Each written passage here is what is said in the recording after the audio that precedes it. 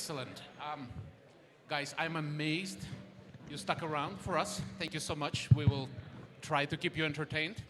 The topics covered will be heavy on regulation, rules, and fintech. So I'll ask security to close the doors, please, so nobody can leave.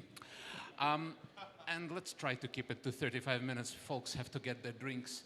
Why don't we start with self-introductions? For ease of reference, we have two VC dudes here with the same name, so Dimi1 and Dimi2. That's all the introductions we'll need. And let's get to operators and practitioners. How about we start with you, Tessa? Thank you so much. Thanks everyone for being here today. I'll make the introduction brief. My name is Tessa, co-founder and CEO of Xendit. Xendit itself, we're a B2B payment infrastructure player. Started out in Indonesia in 2016.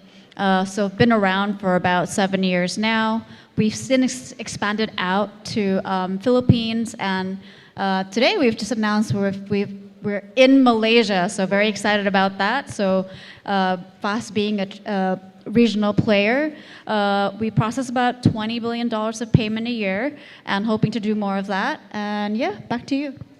No, back to Laden. Thank you, sir. My name is Diota. I'm the president director of Bank Laden Sharia. We are a publicly listed digital bank in Indonesia. We focus on Sharia products serving the underbanked and unbanked. So think about middle income and below, think about MSMEs. And we essentially went to market early last year, with our partner Alfamart, who is the largest retail chain in Indonesia. Ivan? Hi everyone, my name is Iwan. I'm the co-founder and chief operating officer of Modalco. We are also called Funding Societies, and we currently operate in 5 countries. So what we do is that we offer digital financing for SMEs, and we also offer payment solutions for B2B use cases in Southeast Asia. We've been around for about 7.5, 8 years now. We operate in Indonesia, Malaysia, Singapore, Thailand, and Vietnam. We'd love to share more about our journey too. So let's start with that. Why don't I set up the first question? Timmy, feel free to throw in some distracting questions. Now, what we've heard all through today and from the business press in the last few months is that not all is right with the financing ecosystem globally. Cost of capital appears to be going up. And judging by the fact we had a whole panel today on alternatives to VC, availability of VC is not looking good either. So let's bring it to the practitioners in the lending business first. Guys, I know you're tempted to say that you will be running your business as well, you will be very profitable, and you will be managing your NPLs. Let's take it as granted. Next level repercussions for Indonesian ecosystem. What do you see happening in this new environment in the next year or two? What should we look at as green shoots? And where do we expect trouble from?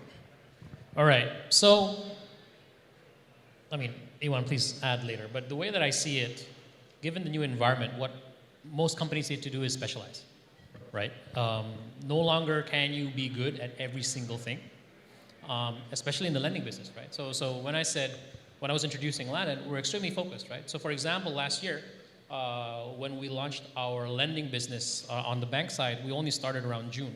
And by the end of the year, we had close to $100 million outstanding, right? And did we lend to every single person or every single company that asked us for a loan? The answer is no.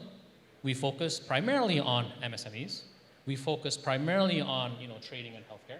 We prioritize primarily on people that are involved in the Alfamart network. Because then we're able to underwrite better, we're able to give better pricing, we're able to manage our risk better. I know those are the answers you don't want to hear, but it's true. The only way to do it is to focus on what you're good at, right? I don't want to, of course, I want to capture a larger market, but one step at a time, right? You can't just conquer the market without being prepared or having a stronghold somewhere. So going forward, especially in this condition, I think people are going to retract, specialize, focus on what they're really good at, and make some money. And no more talk of super apps, specialism all the way. Okay, Ivan? No comment. I want to make a quick comment on the funding climate first, perhaps to start. So we've been around for almost 8 years now, so we can't say that we are a newbie anymore. We've seen all kinds of situations. For example, for 2 years in the VC investment world, lending businesses is not a good company to invest in. And then suddenly it got exciting after that. So the trends keep going up and down. And what we have realized that as as a startup founder or as a person who is often need to fundraise, know who to raise from at the right time. So when the climate is not good in the macro, in the overall, in the venture capital space, we often find success with strategic investors. So these are large corporate with VCs or want to put their own money and want to participate in the fintech space. We got very, very fortunate to work with some very amazing large corporates in the last few years. And that's what worked during a difficult time. And during good times, we've been able to raise capital from VCs too. So I think there are always ways to work around it. That's number one. On the financing side, I think what's been happening is that while there is indeed macro threats and there are indeed some industry risks, we found that what happened in the last 2 years was also COVID-19, right? And COVID-19, what's been very interesting is that because banks stopped lending a lot in COVID-19, a lot of entrepreneurs, particularly the new generation, so people who are aged in the 20s or 30s, even in the 40s, they started to go to fintechs first as opposed to banks first. That's a tremendous opportunity. And that will continue to be the case in the next few years because in a way, when the banks were not there to help them, fintechs have been able to help them for the last 2 years. So we think that will be another upside and we'll continue to see that happening. We see also industries, a mix of sunset industries, traditional industries digitizing. These are opportunities too for us to either avoid or participate in. And also we see, interestingly, bad companies in the B2B side seeing more and more payment risks because they're highly concentrated. These are companies to avoid. Work with companies who are well diversified. So on net, I think there are opportunities. There are also risks to avoid. A couple of follow-ups. One is, so when things are tightening and when, yes, some folks can go to large corporates, but generally availability of capital drops, should we expect smaller players in the lending ecosystem to die off? Probably it's one of our topics from before, so to Diota. I mean, look, what we run is a bank, right? And I think it's very clear that our regulators, both OJK and BI and Bank of Indonesia, will not let a bank fail. So even though, I think at the start of last year, there was like teens of digital bank, every guy and their uncle had a digital bank, right? You don't hear much of that anymore. You hear a few guys still, working hard and making sure that we're trying to deliver value, but you cannot say that these other banks failed, right? They just shifted their focus, if I may, right? Because in our world, especially in the banking world, I would say it's extreme regulation, right? We're regulated to the teeth, and hence the odds of failing, i.e., a bank going bust, in my point of view, is the probability of that is extremely little to zero, because there's always going to be, regulatory intervention. There's always going to be startups like, funding societies or Xendit to pick them up and say, now I have a bank, right? Buy it at the cheap. So what we'll see is, as my first statement, people will focus on different things.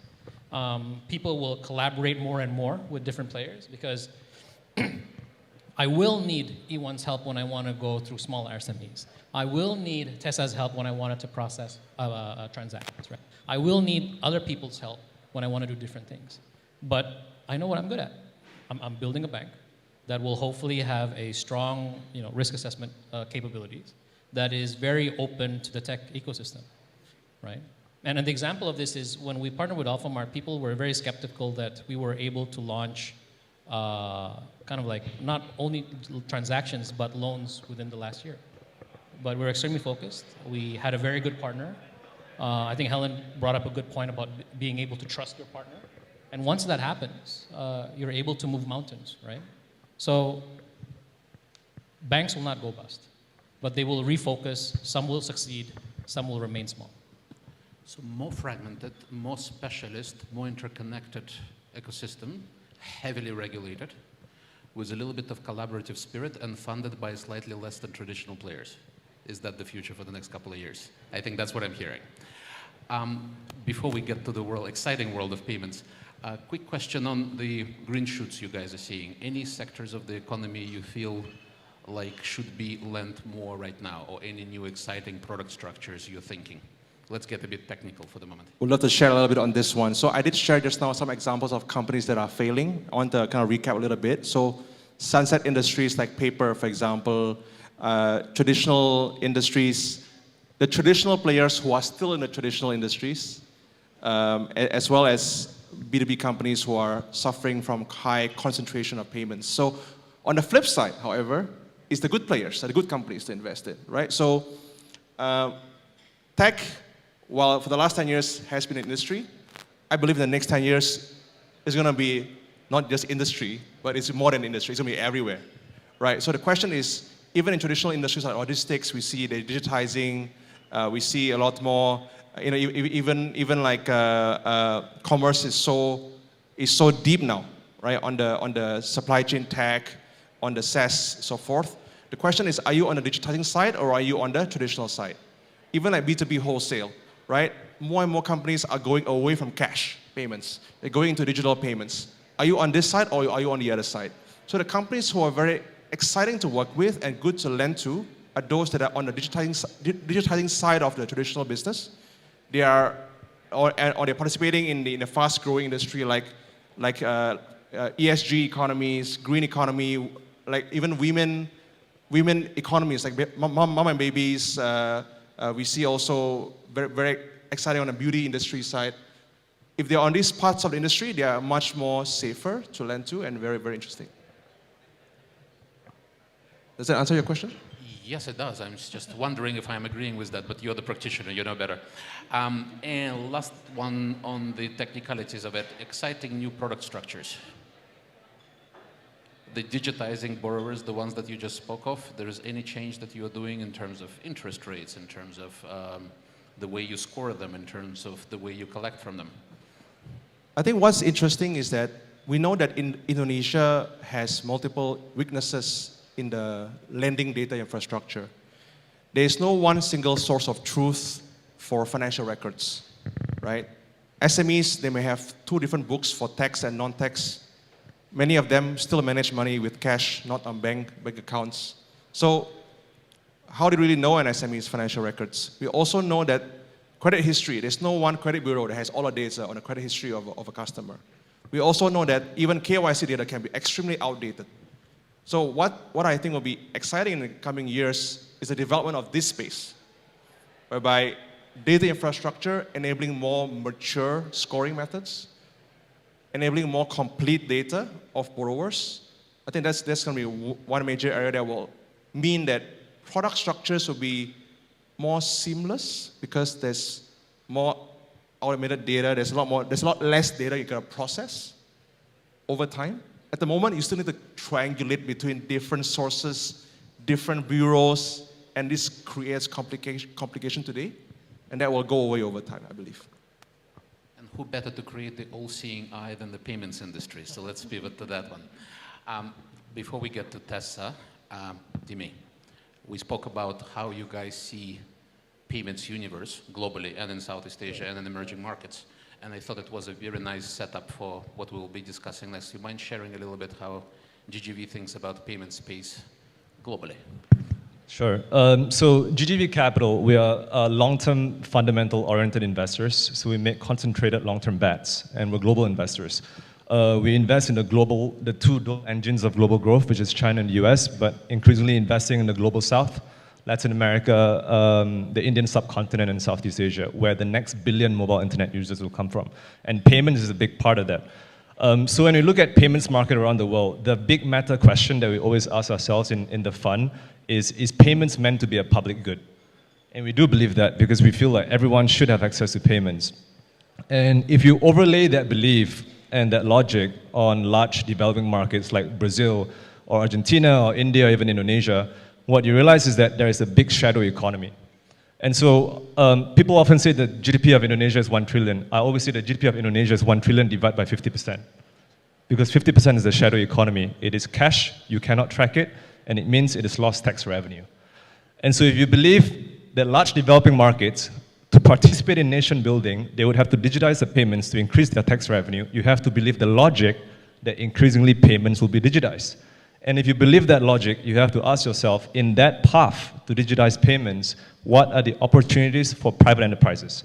Now, if you look at what India has done, UPI is incredible. I see a lot of Indians travel to Jakarta today. It's got 270 million users within 4 years.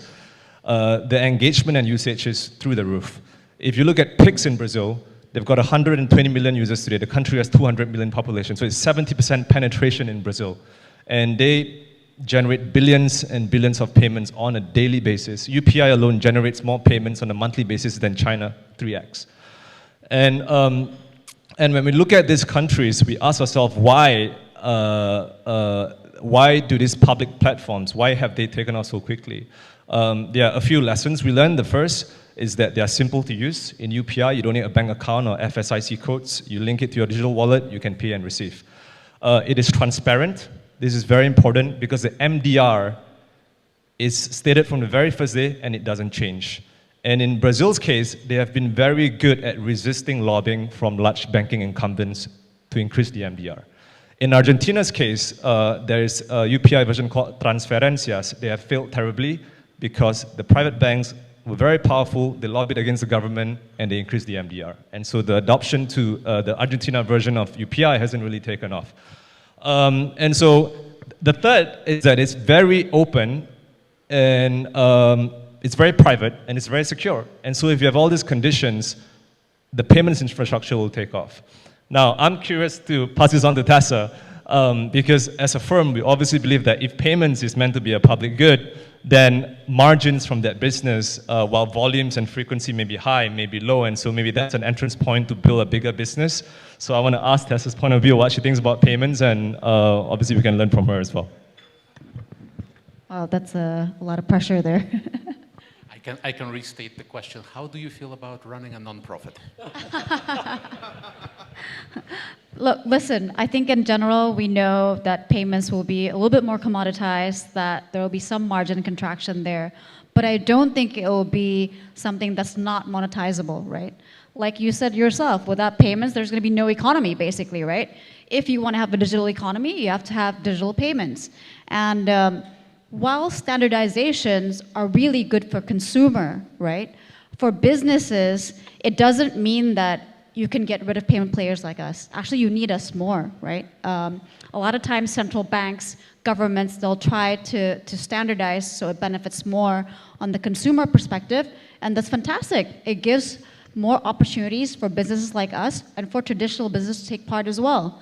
That being said, though, for payments companies like us, we cannot just stay in payments.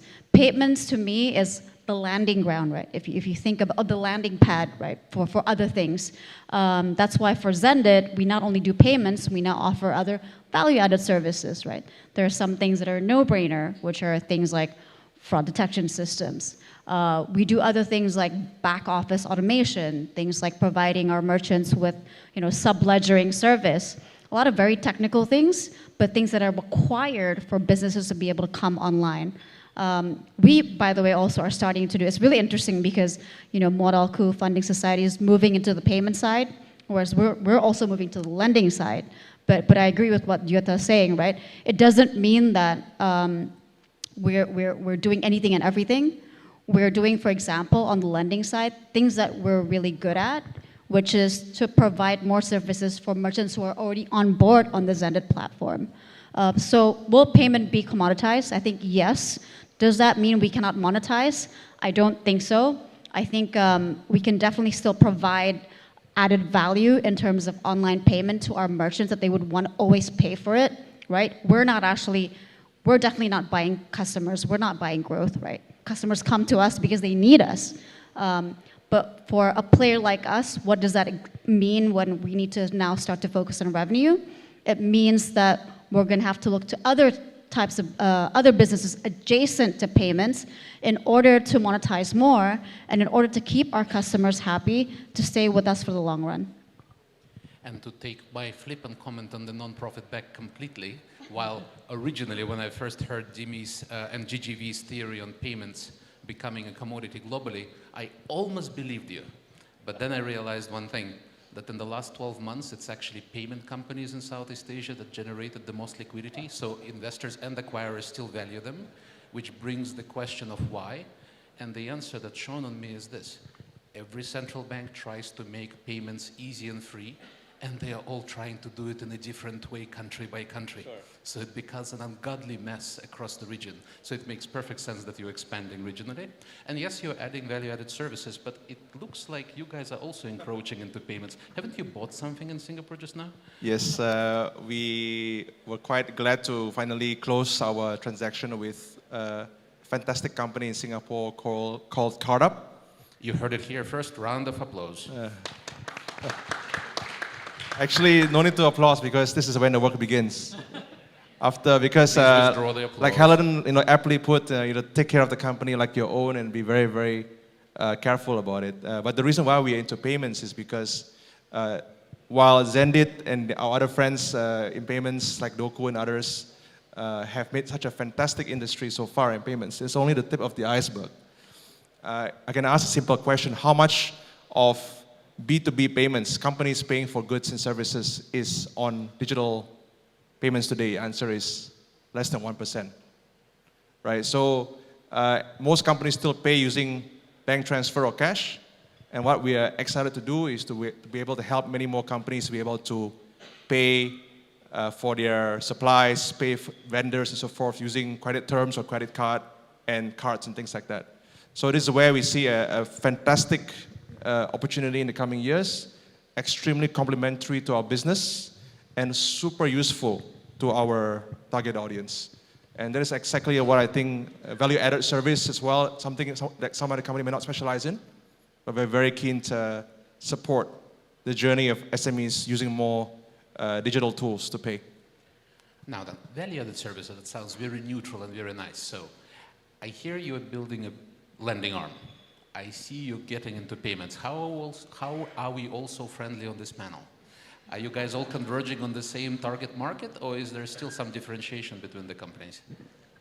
I mean, I'm not privy to your deck, so I don't know what your strategy is exactly. But I think I'm a big believer that there's room to play for everybody. I don't think I don't think it's a one startup take all in a country and a market like Indonesia and a market like Southeast Asia. Again, there's a large part of the ecosystem, and there are many kinds of customers, merchants to help. So I don't think maybe we're frenemies, right? Or more friend than enemies. Behind every of our payments portal in every country, we need a payment gateway, and I think that's where we can collaborate. I think start off our collaboration, perhaps Xendit, right, Tessa? But beyond that, I think, like Tessa correctly mentioned, there's a lot of room, in the industry. So, and oftentimes when you see somebody do something, you learn from that too, exactly. and vice versa. And I think the industry is too small for us to be too hard on each other, in my opinion. And look, for example, why we're doing lending, we want to do this for merchants who are already on a platform. At some point in time, maybe we need more funding for them. We could be collaborating with Modalco to bring the funding in, right? And Laden, right? And it'll be a win-win. We get a fee, you get a referral, the merchants are happy, they stay on our platform. So I don't see it as encroachment at all. I think, again, there's a lot of room to play for everyone in the ecosystem. Fair enough. Jyota, Modalco ahead, getting into payments, getting into global, regional expansion. How are you looking at payments? Massive revenue spinner, retention mechanism? Look, all I know is I'm very happy to fund both Xendit or Modalco, as a source of cheap funding if they ever need it, right? So remember, you heard it here first. Cheap funding. Cheap is relative, right? I mean, relative to equity, mine's cheap. But in essence, I completely agree with what is said by the panel. So the way we look at it is transactions is needed. Why? Because first and foremost, we have to digitize cash, right? And that's why one of the first features that we launched with Alphamart is the ability for cash to be moved digitally through the Alphamart network. That's our way of helping digitization of transactions. Of course, our transaction capability is nowhere near Xendit's, but at least we're playing our part, right? Where transactions play a large role is for us to understand that customer, right? As a bank, we may make very little money from transactions. We make most of our money from our lending business. However, if the past teaches us anything, it's never wise to lend if you don't have sufficient information, right? Especially in a regulated environment like banking, I have to manage my NPLs extremely carefully. So when I look at transactions, when I look at payments, forgive me for using this phrase, but it's a necessary evil. I don't make much money there, right? But in order for me to eventually make money, I need to be able to work with players that provide these services. I need to be able to provide these services myself through QR codes, through debit cards, through credit cards, whatever. And it's the only way forward. If we want to continue to underwrite, you know, like we always say we're targeting the underbanked, but we got to make them banked first before we underwrite them. We can't underwrite them as underbanked because we have no idea how much money they have, how much they're spending, what they're spending on, et cetera, right? So it's necessary. Everyone will use this information. I could see some questions from the audience are cropping up, but before we go there, 6:25, so I think most of, if not all of the regulators who are in the room are probably at the bar already, so let's talk about them. Regulations in Indonesia. Yeah, well, we will be gentle. From the perspective of an investor based overseas, last 5-6 years in Indonesia, total madness. So much money came in, so much regulatory language has been built up. The complexity of the ecosystem is exceeding every tolerance of mine. And that dictates this question. So regulators in Indonesia, and let's not name them by names, are they ahead of you, shaping the ecosystem, directing where things should go? Are they barely keeping up and following you from behind, reacting to what the industry does? Let's try to be gentle. Look, I'm going to start first because I always say when you give the first answer, at least you have first dibs, right? I'll go after you. Yeah, okay, great. I always like to say, look, we talk about regulations, like we talk a lot about, you know, regulators managing licenses or trying to rein in startups, right? But you got to think about it from their perspective. Imagine 6-7 years ago what Indonesia was like. When you want to call a Gojek, you pick up the phone, right? There was no app. When you want to make a payment, it's mostly on cash still, right? Then GoPay came around, whatever else. And suddenly you have this influx of every sort of startup you can think of under the sky, right? All the fintechs came in, edutech, whatever kind of tech, you name it, now they're here in Indonesia. Imagine what it's like to be a regulator in that position, right? Where things are changing so fast that even a business model that you've written regulations for 10, 15 years ago, those regulations may no longer apply, right, in this new world. So I think from their perspective, they've done a really fantastic job. If you think about it, Bank of Indonesia, they've reformed payments regulations, licensing, at least once or twice, I think, since we've been around Xendit, right? They've consolidated all the licenses now to enable those who are already in the ecosystem to be able to grow faster. So I think that's kudos, right? But in a world where tech is starting to be a part of daily life, I think it'll always be very difficult for regulators to be ahead of the game, right? Because obviously as a regulator, you have to be very prudent. You have to really think about what it is that you're putting out there. And by the time you do that, you blink of an eye, things are already new again, right? So for them to be ahead of the game, it's going to always be a massive, massive challenge.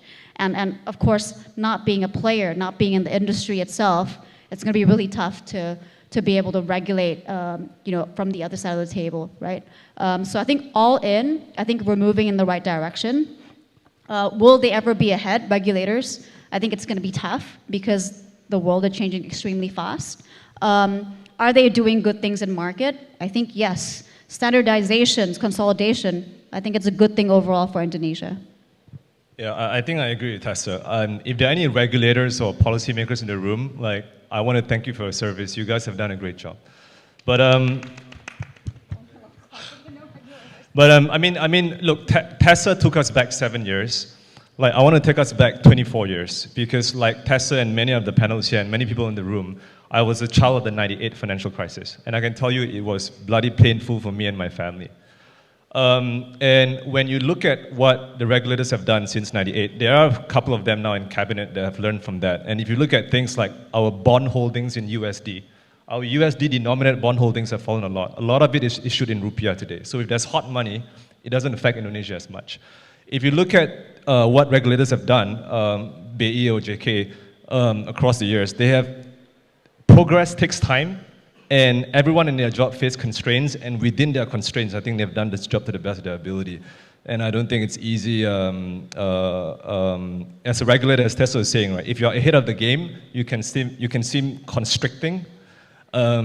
If you play catch up, people say you're slow. So it's not easy to be a regulator. I don't envy that job, but I think they've done a great job, from lessons from '98 financial crisis all the way to all the market tantrums, and up to 6-7 years ago, as Tessa said, when we didn't even have proper payment methods to pay Gojek and Grab with, up to today, where it has become part of our daily life. So progress takes time. And now to look at the bright side of it all. Complexity of regulations in Indonesia, is there any way to leverage it for your advantage, commercially or otherwise? No, I mean, first and foremost, let me just add a little bit. The way that I look at regulators is they are partners. They cannot be ahead of us because they're not practitioners. I'm sorry to say, right? Because we learn by doing. And theory and practice, as you all know, is different, right? So, however we need them, we can't just blaze ahead and leave them behind. So what we do is we engage them in active conversation. They have been improving, and now I think the OJK especially, they've moved from rules-based to principles-based kind of like guidelines, right? So that's extremely good. Now, from a business sense, regulations is extremely good too. Why? Because number one, it gives me clarity. Diota, you can do this, you cannot do this. If you do this, you will get fined or you will go to jail. So I don't do this, I just do what I'm allowed, right? With clarity, I can run my business better. But number two, and this is super interesting, especially in banking, right? With, I don't want to say over-regulation, but let's just say a lot of regulation, it becomes a high barrier of entry, right? In order for me as a bank to launch a product, I need to have both approval from OJK and Bank of Indonesia. And it has to go in that order. I cannot do it in parallel. I cannot launch a pilot. It's always in that order. So it takes time. So what does that mean? It amplifies whether or not your team is good. If your team is good, they build a good product, they have complete documentation, you'll get it done pretty quickly. Again, relatively quickly, I mean 4 to 6 months. In tech terms, maybe that's like 2 years, but 4 to 6 months, you'll get something out. If you didn't do a good job, they'll return all your documentation and they'll postpone your application for another 6 months, right? So for me, it was very stressful because I've never been a banker yet when I moved, by the way. So I'm new. I used to be an investor before this. So you're not to be blamed for 2008. Okay. No, but when you're an outsider, it seems like, why are they regulating this? Why are they regulating that? Like, why is it so complicated? But once you're an insider, as Tessa mentioned, okay, they're protecting the customers. They're doing it to the best of their ability, as Dimi mentioned. And for us, once we understand how to play the game, it works in our benefit, right? So now I love regulations. Competitive advantage, yeah. So you know how to operate. I would like to cap chapter 4 of this discussion about the value of the license today. So in fintech lending, the regulation was launched in late 2016. And I remember in 2016 when I was lobbying very hard and also educating and sharing ideas to the OJK around about fintech lending and P2P lending. Within 1 year of us launching, there was a regulation. Back then, I remember in 2017, hundreds of companies wanted to get the license. And what happened was that I think up to 200 companies got a registration of fintech lending. So value of license back then in 2017 was cheap. And fast forward to today, 2023, try getting a P2P license. Almost impossible. In fact, impossible to get a new one. There are now only 100 players, plus minus. And to get a license, in the past, perhaps you don't have to go through the fit and proper assessment. You don't have to look at the eventual ownership. Now you have to. So the cost and the time to get a license today is a lot harder. Not only the fintech lending license, but also the multi-finance license. 3 years ago, when we were trying to get NBFI or NBFC license, it's called multi-finance in Indonesia. We asked OJK, can we get a license? We are SME focused, we're very different from the other companies. And they said, no, no more new license. No more new license. Only 80 players, and that's it. So we tried looking around for licenses, and we were talking to many companies. A, find a good partner, that's difficult. B, find a clean multi-finance, that's difficult. C, find the right price, difficult. Eventually we got one, and we cleaned it up, and it's now completely clean, right? So today, fast forward to today, if you want to find another license, it's so difficult. At the same time, there are many tech companies, and there are many supply chains, there are many corporates who are keen to be involved in the financing business. The question is, how will you enter now? It's not so easy anymore. So the value of a license today is a lot higher than before. What does it mean? It means that there's a lot of opportunity for strategic collaboration. There's a lot of opportunity for strategic alignment. And it's exciting for the industry. There's a lot of co-creation of value that can be done in some ecosystems. So very exciting. I think the chapters of our industry has been evolving, and now it's becoming quite valuable. So next to 3 years, let me probably sum up, because folks are rushing for their drink sessions. Collaborative, fragmented, heavily regulated, protected from outside entrance by scarcity of regulatory approvals ecosystem, with a little bit less money, but some money coming from non-traditional strategic sources, and powered by expensive but still plentifully available capital ecosystem. While payment companies and lending companies converge onto each other's turf and jointly build the perfect visibility into Indonesian consumers and SMEs, a scary but exciting world to live in. Welcome to 2024. Thank you everybody for your time. I'll skip the questions because they're depressing and mostly about pandemic. And let's give you back 5 minutes of your time. Appreciate your attention and you sticking with us. Thank you very much, guys.